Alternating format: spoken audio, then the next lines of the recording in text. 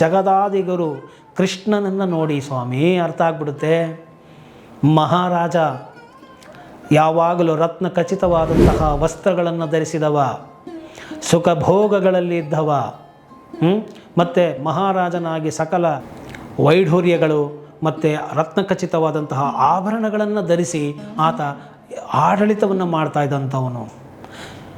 So ಎಲ್ಲ ಸುಖಭೋಗಗಳಲ್ಲಿದ್ದರೂ ಕೂಡ ಆತನು ಹೇಗೆ ಯೋಗಿಯಾದ, ದೇವರಾದ, ಅಂದರೆ ಯೋಗಿಗಳಿಗೂ ಮೀರಿದಂತಹ ಅತುಲಿತವಾದಂತಹ ಅನಿರ್ವಚನೀಯವಾದಂತಹ ಶಕ್ತಿ ಸಿದ್ಧಿಗಳು ಆತನಲ್ಲಿ ಹೇಗೆ ಬಂದವು, ಹೇಗೆ ಅವನು ಆ ಒಂದು ಮಟ್ಟಕ್ಕೆ ಆ ಕೃಷ್ಣ ಬೆಳೆದ, ಆತನು ಮಾಡಿದಂತಹ ಪವಾಡಗಳು ಏನು, ಇದು ಎಲ್ಲರೂ ಮಾಡೋದಕ್ಕೆ ಆಗ್ತಾ ಇದೆಯಾ?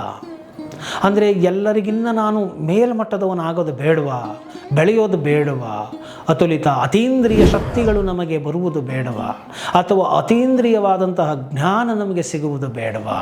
ಮತ್ತು ನಿನ್ನ ಮನಸ್ಸು ಎಷ್ಟರ ಮಟ್ಟಿಗೆ ಶಾಂತಿಯುತವಾಗಿದೆ, ಪ್ರಶಾಂತವಾಗಿದೆ, ನೆಮ್ಮದಿಯಿಂದ ಇದೆ, ಇನ್ನು ವ್ಯತಿರಿಕ್ತಗಳಿಂದ ಕೂಡಿದೆ, ರಾಗ ದ್ವೇಷಗಳಿಂದ ದೂರ ಆಗಿದೆ, ಈ ದ್ವಂದ್ವಗಳಿಂದ ಹೊರಬಂದಿದೆ, ಮಾಯಾ ಮೋಹ ಪಾಶಗಳಿಂದ ಹೊರಬಂದಿದೆ. ಇದರ ಒಂದು ಮಟ್ಟದಲ್ಲಿ ಅಧ್ಯಾತ್ಮವನ್ನು ಅಳಿಯಬೇಕೇ ಹೊರತು ಇನ್ನು ಯಾವುದು ಯಾರ್ಸ್ಟಿಕ್ ಅಂತ ಕರಿತೇವೆ, ಮಾನದಂಡಗಳಿಲ್ಲ.